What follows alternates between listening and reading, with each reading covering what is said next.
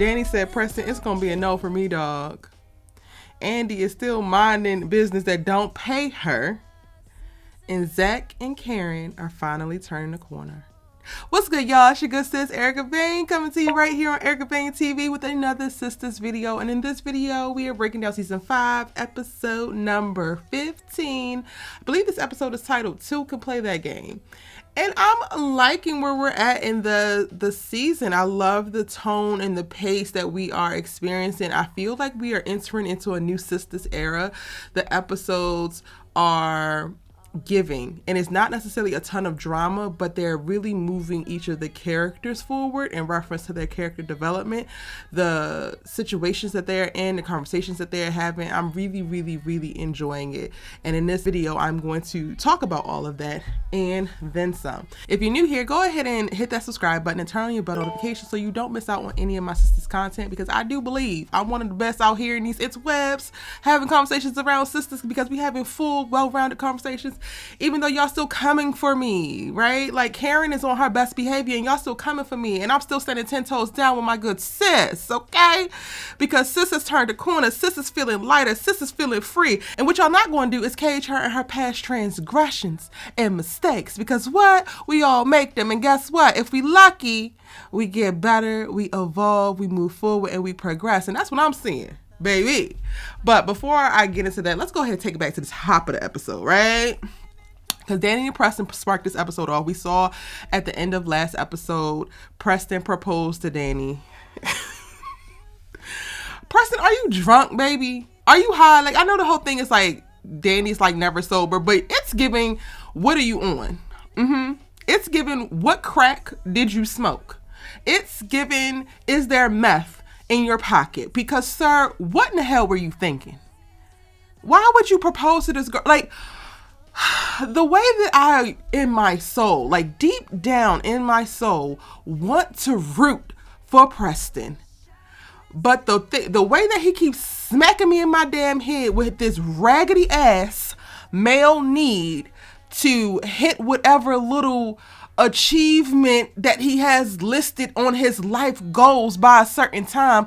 When Danni asks, why do you have to be married right now to either me or her? I said, exactly. That's the problem. That's the problem with men who have this whole to-do list of their lives, and they got to be married by 30, have kids by this, and do such and such by this.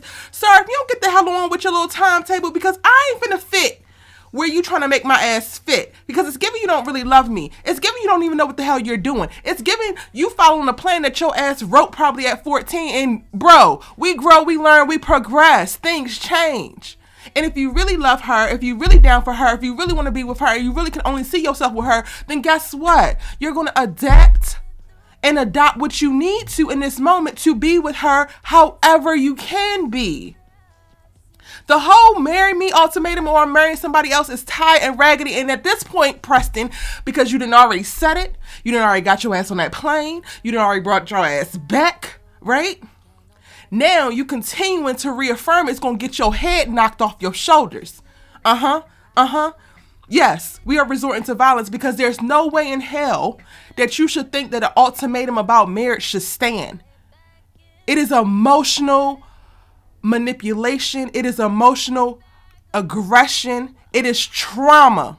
You are literally dumping trauma on this black woman, and I don't appreciate it. And while I can hold Danni accountable for being utterly elusive thus far and not necessarily doing what she had to do in reference to y'all's relationship and providing a great launching pad for you to get to know her and learn how to love her, what I'm not going to do is carry that over to right now, because for the purposes of this whole ultimatum in marriage, your ass is dead wrong, Preston.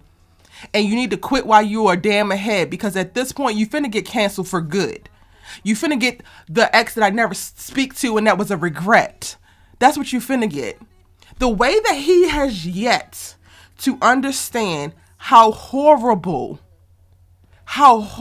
it is for him to be playing this I'm going back and forth between you and the girl from back home, but I really want to be with you. All this processing that you got going on, all of this that you're talking about, you better go talk to your therapist about it, because Danni don't need to hear it. Okay? That's some that you work out on your own or with whatever team is supposed to help you become a better man, not her. That's not her problem. It's not her damn business. And the way that you were laying it bare on her damn doorstep is a problem for me, Preston. And now I'm ready to fight. Period. I'm just ready to fight. Like, I want to knock Preston's head straight off of his shoulders. Because, sir, who in the hell do you think you are? You fine. You patient. You kind. You got a little bit of money, even though I can't figure out for the life of me how we a farmer with some money and we ain't seen your ass on a farm in quite a while. You got all these things going. But it's a hell no with the ultimatum. It's a hell no with the emotional manipulation. It's a hell no with not being able to read the damn room. Forget, oh, you don't know how to date a black girl. You don't even know how to read the room, Preston. What in your mind actually makes you believe that all of this stuff that you're saying is what you should be saying right now? Who is coaching you, sir? If you don't have one, you need to go get one. And by a coach, I mean a goddamn therapist. And if you are being coached, you need to drop whoever the hell it is, because it's a problem for me. And I can't even get into the whole Danniness of it all and the she's a mess in herself, because yes, that is the truth. But right now, the biggest problem on the plate is Preston and the pressure that he's applying. For a woman to marry him that he don't even know. For a woman to marry him that she don't feel safe. She don't even fully trust you, even though she wants to trust you. And guess what, y'all? I don't know how many times I gotta say it, but guess what? I'm gonna keep on saying it as many times as I gotta say it. Love is not enough. Safety is important. Communication is important. Spiritual alignment is important. Mental health is important. Goals, lifestyle, all of that is important. Love is not enough. You can love somebody down and they not be the right one for you.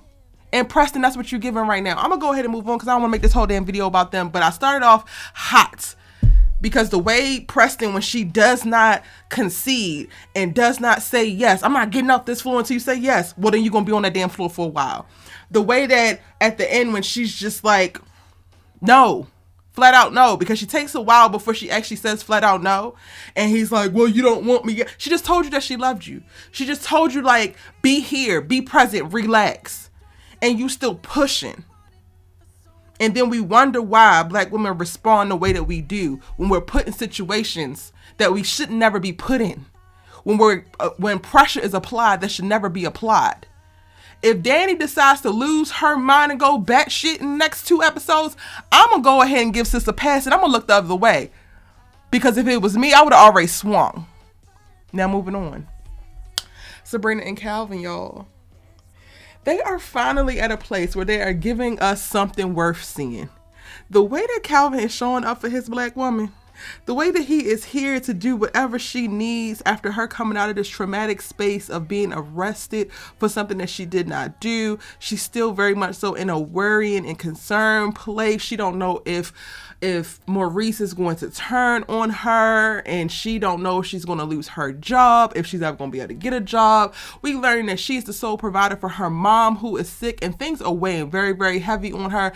And Calvin's like, looky here, babes, I'm right here. I got you.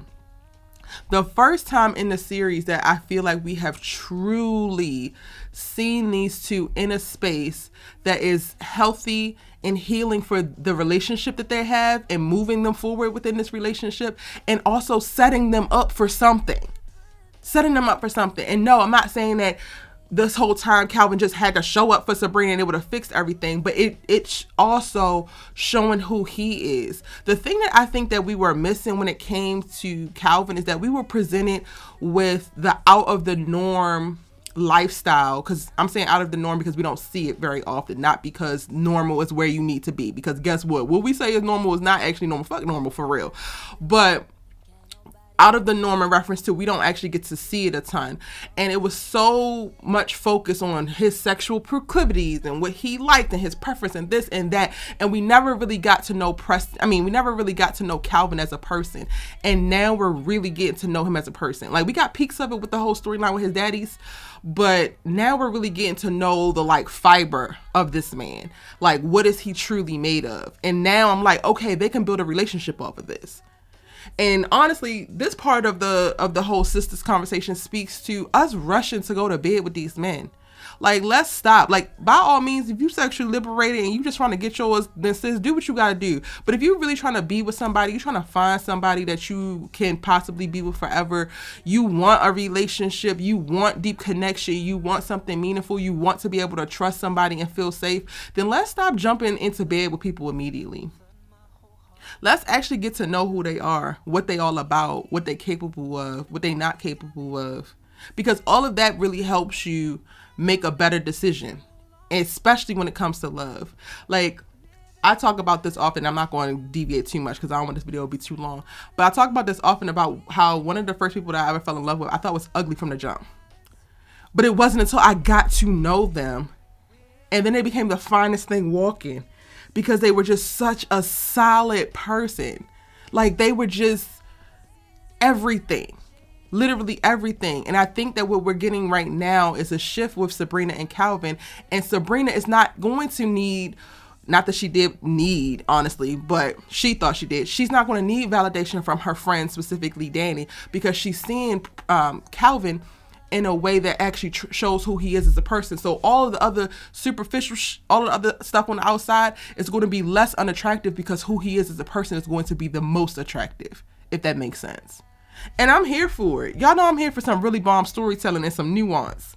And I think that Calvin, in being able to show up for Sabrina in this way and lay his heart out on the line and just truly put himself and his feelings on the back burner just so that he can be there for her, he's learning more about himself, and he's liking what he sees in himself, which is why he's doubling down in it, and he's really, really being there. So again, I think that we're really starting to finally see the foundation of what could be something really dope for the two of them. Now I'm going back to hot ass messes.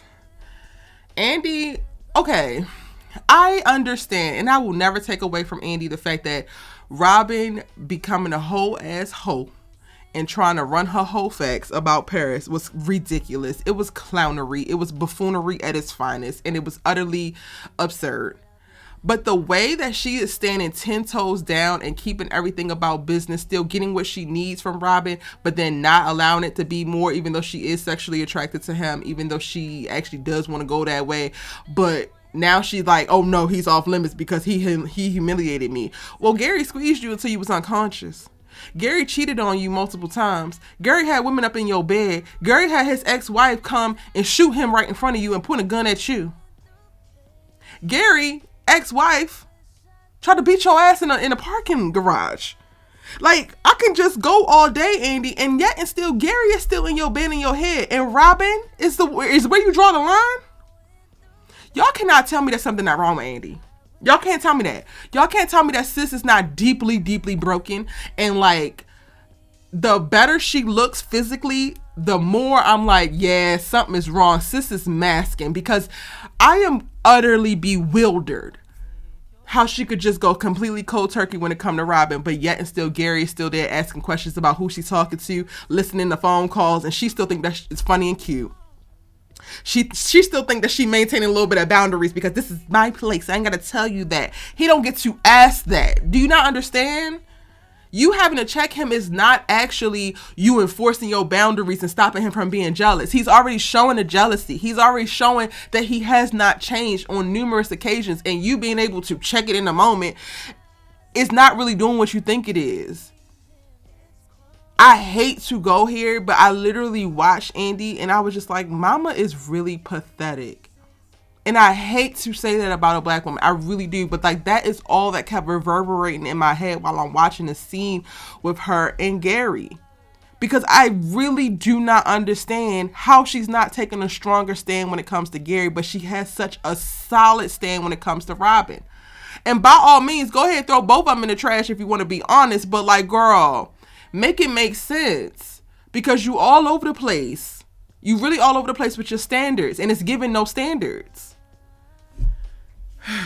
And a side note, Gary, you was damn eavesdropping, sir. How the hell did you hear voices while Andi was on the phone when you only heard Andi? You heard voices which made you think that somebody was in her bedroom with her when you only heard her voice. Like, sir, you're stupid. You're really dumb.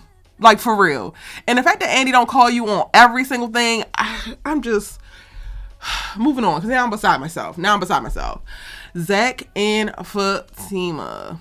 We get a little Fatima moment, y'all, and y'all, this is post the Karen conversation that y'all still trying to read her for, but my good sis did her damn thing, and I'm still proud of her. Still proud of her. You hear me?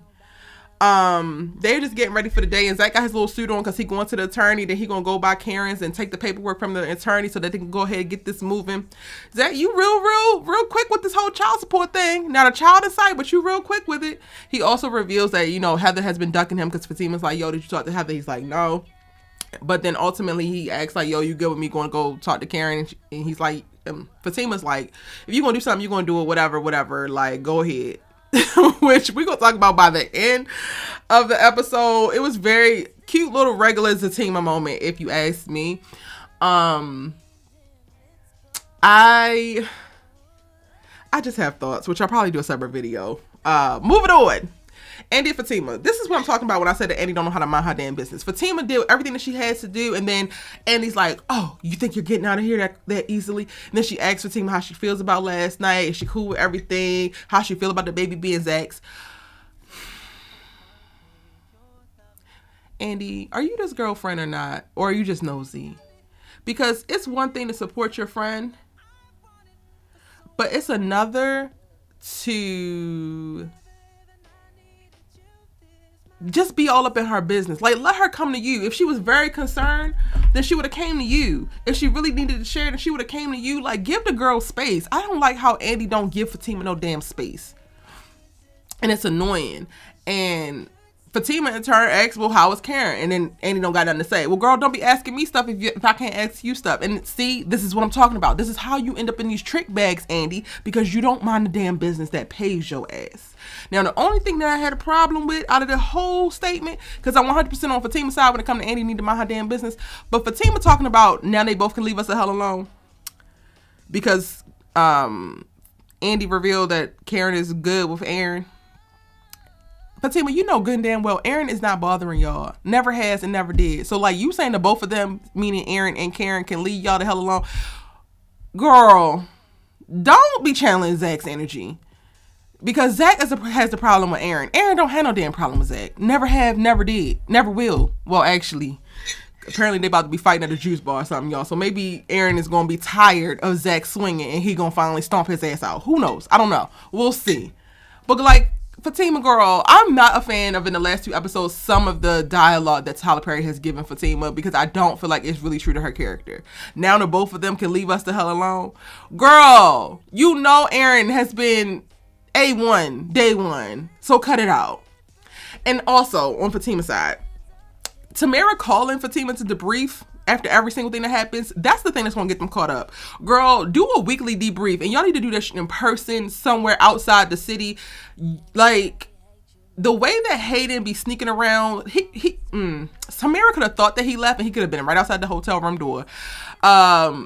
They could have thought that he wasn't there and he'd be right outside Andy's damn door. He literally is always peeking around the corner, lurking, doing some goofy shit. Like, I promise y'all that it's going to wind up that he's going to overhear something because they keep talking about it. Like, let the girl work the plan and let that be that, Fatima. If you're going to do this little trivial, petty ass plan, then let the plan percolate, girl. Because y'all doing entirely too much talking and it's giving you setting yourself up to get caught.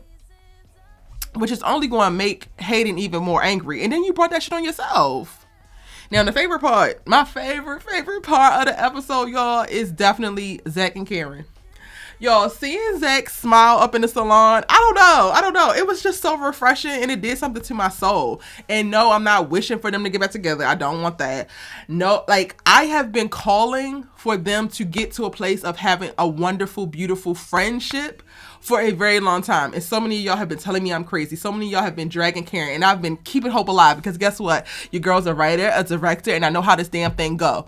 And I know if I was in the room with Tyler Perry, exactly how it would go. And it's giving that I might be right about a few things because I know a couple things. And I loved it. Like, it was very refreshing to see ZAC smile in the salon and cracking jokes and to see Karen in such a cool, collected place. ZAC stops by with this paper. And what I'm going to tell y'all is, don't tell me else about carrying them damn credit cards, because the way that she actually signed those papers without actually looking at them, we done talking about the credit card. Yes, she messed up and put him in jail about that, and she's sorry about that. She apologized for that. She realized she messed up about that. Now she's at a better place. Now she's getting healing, and now she's showing exactly how much she knows that ZAC loves her and that she does trust him. She did so by just signing that paper without looking at it. Now, the interesting part, right? The very interesting part is how ZAC was like, I'm not taking them papers without Andi looking at them or you looking at them. How you going to just sign it and not look at it? And she's like, I don't need to. You gave it to me, I'm going to sign it. I told you I was going to do this, boop, boop, boop. Y'all don't tell me else about Karen. We're done.